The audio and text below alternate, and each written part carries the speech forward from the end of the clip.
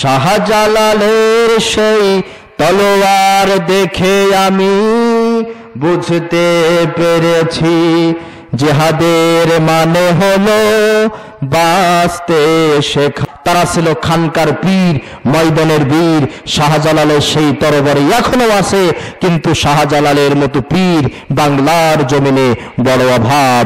আজকে খাজার নামে মাজার আছে, কিন্তু খাজা মঈনুদ্দিন চিশতির মতো সেই হুঙ্কার বর্তমান পীরদের ভিতরে নাই। জোরে বলেন ঠিক না বেঠিক?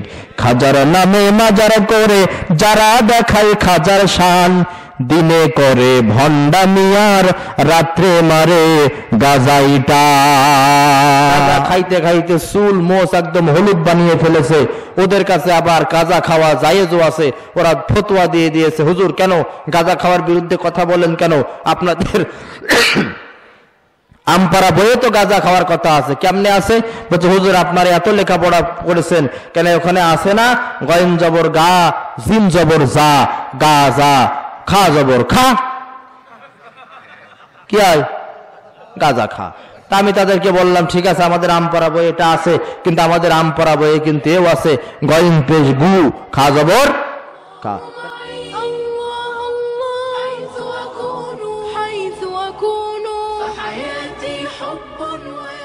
পীর কোন বুজুর্গ আমারে সন্তান দিতে পারে না, আমারে বিপদ থেকে উদ্ধার করতে পারে পারে কিন্তু আপনাদের পাশেই তো পার্শ্ববর্তী জেলা খান জাহান আলীর মাজারে, ওখানে যেহেতু অনেকে সন্তান চাই রে বাবা, চাই না? চাই না? আপনার আওয়াজ দিয়ে বলেন কোন পীর আসলে কি সন্তান দিতে পারে? পীররা অবশ্য আল্লাহর ওলি ছিলেন, অবশ্যই ভালো ছিলেন, কিন্তু পীররা তো সরাসরি সন্তান দিতে পারে না। সন্তান দেওয়ার একমাত্র মালিক, জোরে বলেন তো কে? এই কারণে মুসলমানরা শেষ জামানায় যে মুশরিকদের সাথে মিশে যাবে, আমাদের জাতীয় কবি মুসলমানদের গর্ব, মুসলমানদের অহংকার কাজী নজরুল ইসলাম তিনি সুন্দর করে একথা বলেছেন। তিনি একথা অনেক আগে অনুমান করতে পেরেছিলেন। কাজী নজরুল ইসলাম মুসলমান আর মুশরিকদের কাজ মিলিয়ে সুন্দর একটি কবিতা বলেছেন। তিনি লিখেছেন, তাওহীদের হাই এ চিরসেবক ভুলিয়া গিয়েছ সেই তাকবীর, দুর্গা নামের কাছাকাছি পিরাই দরগায় যেয়ে লুটাও শির। হিন্দুরা দুর্গার কাছে শির নত করে, মাথা নত করে, আর মুসলমানরা মাজারে যেয়ে মাথা নত করে। জোরে বলেন ঠিক না বেঠিক? ওদের যেমন রামনারায়ণ, মোদের তেমন মানিক পীর, ওদের চাউল আর কলার সাথে মিশিয়া গিয়াছে মোদের ক্ষীর।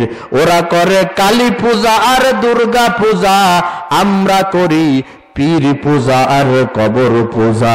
ওরা বলে রাম রাধা, আমরা কি বলি খাজা খাজা খাজা, খাজা তোরে খাওয়াবে গাজা হারামজাদা। বাইরে আমার কোন পীর বাবা খাজা বাবা সন্তান দিতে পারে না। তবে আমি পীরদের কখনো বিপক্ষে কথা বলি না, কারণ বাংলাদেশে ইসলাম প্রবেশ করেছে এই পীরদের মাধ্যমে। ঠিক কিনা বলেন? তারা কেমন পীর ছিল? তারা ছিল খানকার পীর আর ময়দানের বীর। আগের জামানার পীররা ছিল খানকার পীর আর ময়দানের বীর। আপনারা শুনলে অবাক হবেন, এই উপমহাদেশে মুসলিম শাসন প্রতিষ্ঠিত হয়েছে ইখতিয়ার উদ্দিন বিন মোহাম্মদ বখতিয়ার খিলজির হাত ধরে। ইখতিয়ার উদ্দিন বিন মোহাম্মদ বখতিয়ার খিলজি বাংলার জমিনে এসে স্বৈর শাসক ব্রাহ্মণ্যবাদী হিন্দুত্ববাদী লক্ষণ সেনের বিরুদ্ধে লড়াই করেছেন। আল্লাহু আকবরের ধ্বনির মাধ্যমে রাজা লক্ষণ সেন পেছনের দরজা ভেঙে পালাইছে। খান জাহান আলী রহমতুল্লাহ রায় বাগেরহাটে এসেছেন, আল্লাহু আকবরের ধ্বনির মাধ্যমে এখানে তাওহীদের কথা প্রচার করেছেন। খাজা মঈনুদ্দিন চিশতি রহমতুল্লাহ আলাইহি এসেছেন, পৃথ্বীরাজের বিরুদ্ধে হুঙ্কার দিয়েছেন। ইয়ামেন দেশ থেকে শাহজালাল আমিন রহমতুল্লাহ আলাইহি এসেছেন, গৌর গোবিন্দের বিরুদ্ধে হুঙ্কার দিয়েছেন। সর্বপ্রথম আল্লাহু আকবারের আজানের ধ্বনিতে গোটা সিলেট প্রকম্পিত হয়েছে। লিল্লাহি তাকবীর, আল্লাহু আকবার স্লোগানের মাধ্যমে গৌর গোবিন্দের পতন ঘটেছে। শাহজালালের সেই তরবারি এখনো জোরে বলেন আছে না নাই?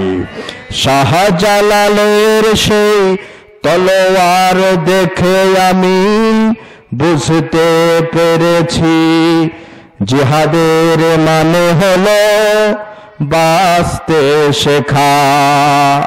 খান জাহানের সাথে শহীদের ঈদগাহে দেখতে পেরেছি, রক্তের আখরে তা রয়েছে লেখা।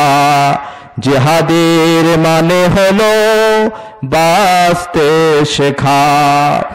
যে ঈমান খাঁটি কোনো খাদ নাই, সেই ঈমান কথাও গো বলবেই।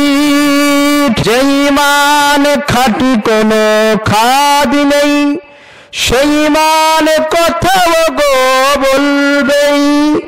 হাজী নিসার আলী তিতুমিরের পথ ধরে জানতে পেরেছি, মুমিনের কাজ হলো লড়তে থাকা। জিহাদের মানে হলো বাঁচতে শেখা। শাহজালালের সেই তলোয়ার দেখে আমি বুঝতে পেরেছি, জিহাদের মানে হলো বাঁচতে শেখা। তারা ছিল খানকার পীর, ময়দানের বীর। শাহজালালের সেই তরবারি এখনো আছে, কিন্তু শাহজালালের মতো পীর বাংলার জমিনে বড় অভাব। আজকে খাজার নামের মাজার আছে, কিন্তু খাজা মঈনুদ্দিন চিশতির মতো সেই হুঙ্কার বর্তমান পীরদের ভিতরে নাই। জোরে বলেন ঠিক না বেঠিক? খাজার নামে মাজার করে যারা দেখায় খাজার শান, দিনে করে ভণ্ডামিয়ার, রাত্রে মারে গাজাইটা। আমাদের কুষ্টিয়ায় লালনের আঁকড়া। এরপরে 2018 বগুড়া মহিস্তানগড়ে মাহফিল করতেছে। আমার বন্ধু বলছে চলো ওখানে শাহ সুলতান মাহমুদ বাল্কি মাহি সাওয়ারের মাজার। ইনি তৎকালীন সময়ে ব্রাহ্মণ্যবাদী স্বৈরা শাসকের বিরুদ্ধে তিনি লড়াই করেছেন। শাহ সুলতান মাহমুদ বাল্কি মাহি সাওয়ার, সেই মাজার জিয়ারত করার সুযোগ হয়েছে। লালনের আখড়ায় যে দেখলাম গাঁজা খাইতে খাইতে, এরপরে সুলতান মাহমুদ বাল্কি মাহি সাওয়ারের পাশেই বিরাট একটি আখড়া, সেখানে দেখলাম চুল মোষ, গাঁজা খাইতে খাইতে চুল মোষ একদম হলুদ বানিয়ে ফেলেছে। ওদের কাছে আবার গাঁজা খাওয়া জায়েজও আছে। ওরা ফতোয়া দিয়ে দিয়েছে, হুজুর কেন গাঁজা খাওয়ার বিরুদ্ধে কথা বলেন কেন? আপনাদের আমপারা বইয়ে তো গাঁজা খাওয়ার কথা আছে। কেমনে আছে? বলছে হুজুর আপনারা এত লেখাপড়া করেছেন কেন, ওখানে আছে না গয়েন জবর গা, জিম জবর যা, গা যা, খা জবর খা, কি হয় গাঁজা খা। তা আমি তাদেরকে বললাম ঠিক আছে আমাদের আমপারা বই এটা আছে, কিন্তু আমাদের আমপারা বইয়ে কিন্তু এও আছে গয়েন পেশ গু, খা জবর খা। তাহলে গাঁজা খাওয়া জায়েজ হলে গু খাওয়াও জায়েজ। প্রিয় ভাইরা, এই কারণে এই ভণ্ডামো থেকে আমাদের বেরিয়ে আসতে হবে। এক শ্রেণীর ভণ্ড লোক আছে, তারা বলে ওরে যা সেজদার মতো সেজদা দিলে এক সেজদায় জন্ম পার, অত নামাজ পাঁচ অত নামাজ পড়া লাগে নাকি? কররে মোনাখেরের কাজ, ধ্যান যদি হয় দিলের নামাজ। কররে মোনাখেরের কাজ, ধ্যান যদি হয় দিলের নামাজ। ও তোর পাঞ্জে গানা নামাজ পড়া লাগবে না।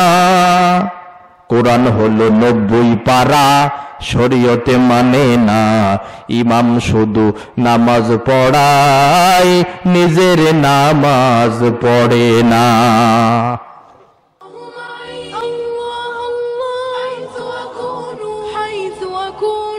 حياتي حب